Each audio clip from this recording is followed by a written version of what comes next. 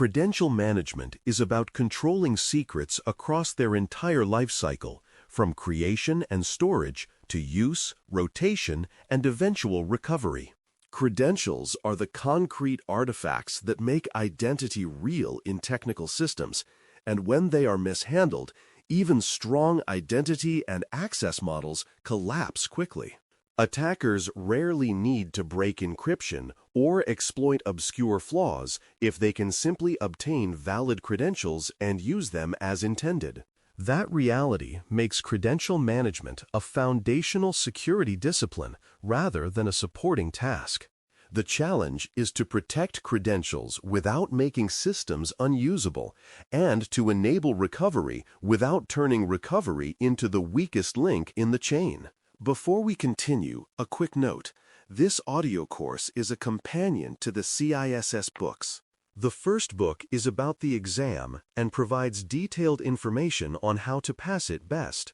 The second book is a Kindle-only ebook that contains 1,000 flashcards that can be used on your mobile device or Kindle. Check them both out at cyberauthor.me in the Bare Metal Study Guide series. Credentials come in many forms, including passwords, cryptographic keys, digital certificates, tokens, and device-bound authenticators. Each type serves a different purpose and carries different risks, but they all represent some form of proof that a system accepts as authority. Passwords rely on secrecy, keys and certificates rely on cryptographic possession, and tokens represent delegated or temporary rights. Device-bound authenticators add another dimension by tying credentials to specific hardware. Treating all credentials as interchangeable secrets is a common mistake because each requires different handling and protection. Effective credential management starts by understanding what kinds of credentials exist in the environment and what each one is capable of doing. Credential issuance is the moment when trust is created, because this is where a credential is bound to a verified identity.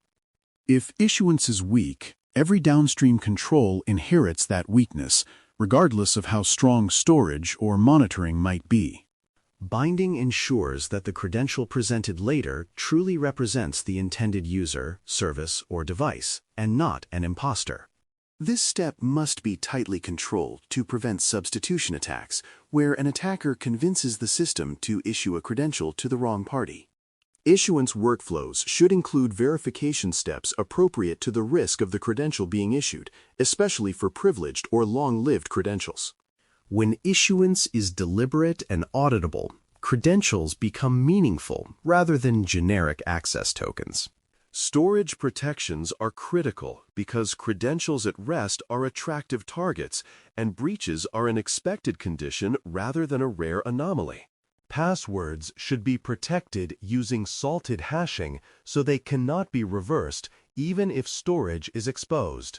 Keys, tokens, and certificates should be encrypted and, where possible, protected by hardware-backed enclaves that limit extraction.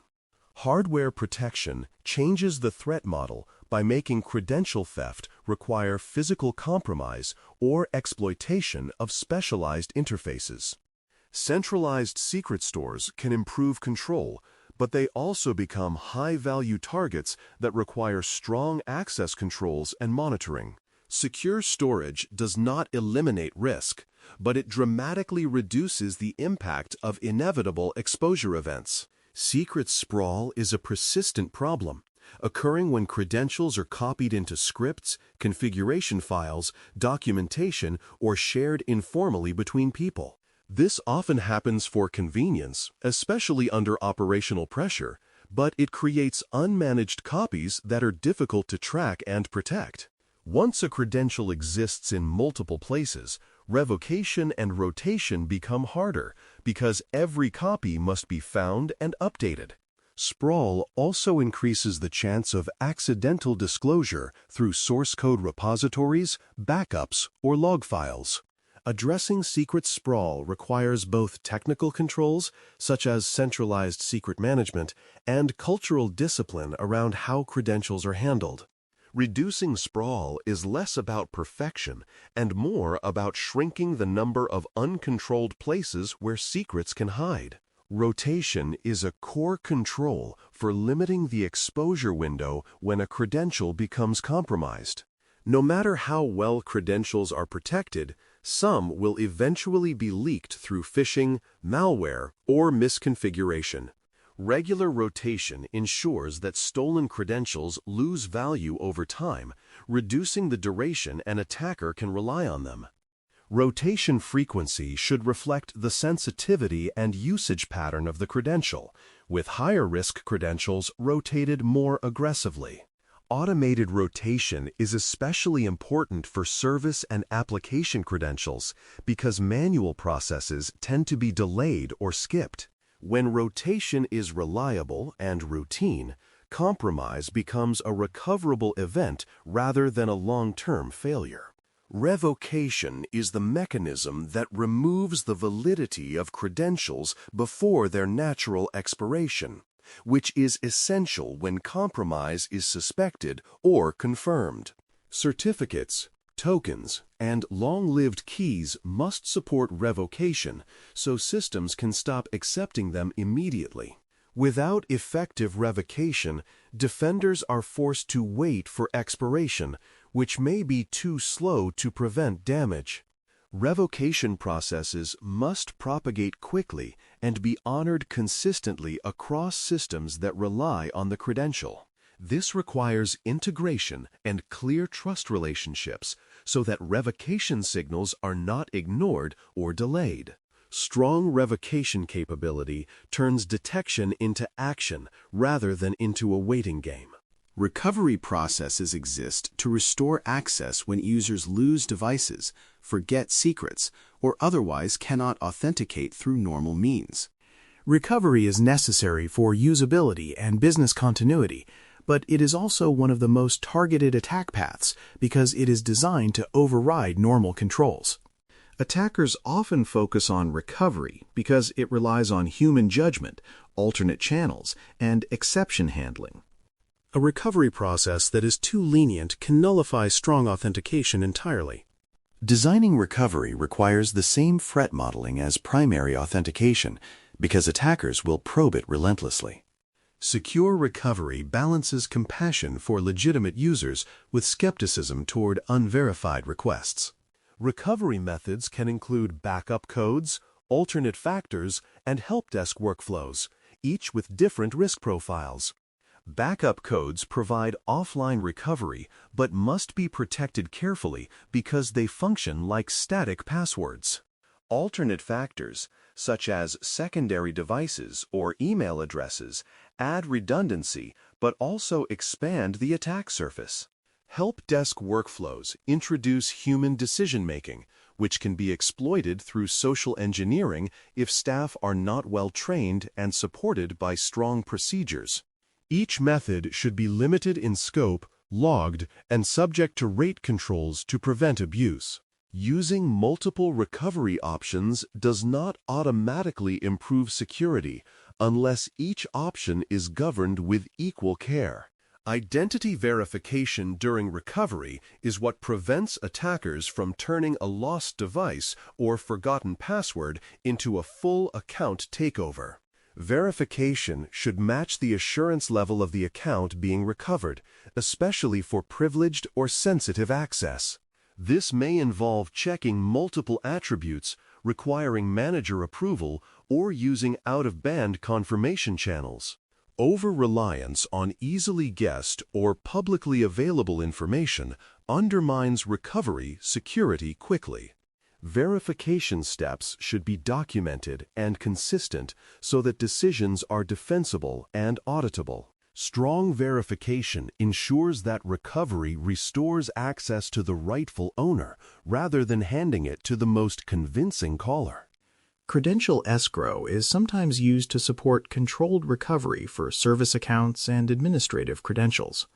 In escrow models, credentials are stored securely so they can be retrieved under defined conditions, such as system failure or emergency response. Escrow introduces risk because it creates a deliberate copy of a sensitive credential, so access to escrow must be tightly restricted and monitored. Retrieval events should require approval, justification, and logging to ensure accountability. When designed carefully, escrow supports resilience without enabling casual access.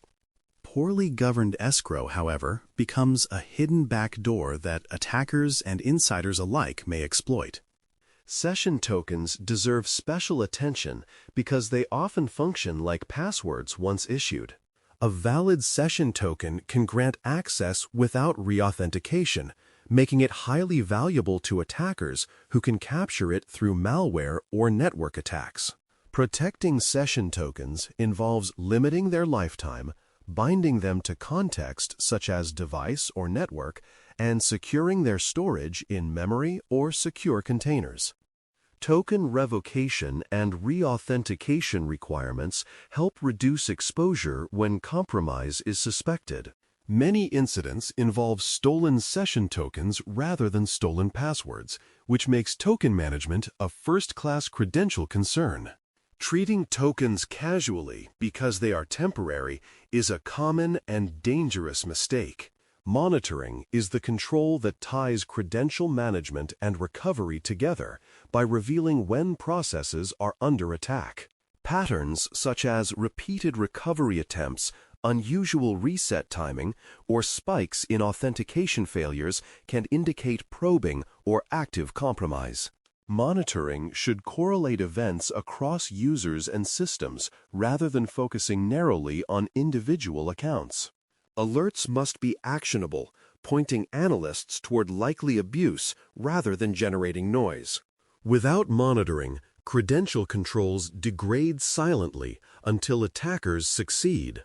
Visibility transforms credential management from a static policy into a responsive defense. Secure credential recovery maintains access for legitimate users without creating easy bypass paths for attackers. That balance depends on strong issuance and binding, protected storage, disciplined rotation, and reliable revocation. Recovery mechanisms must be treated as high-risk workflows, supported by strong identity verification and comprehensive logging. Secrets sprawl. Unmanaged tokens and weak escrow practices undermine even the best designed systems if left unaddressed.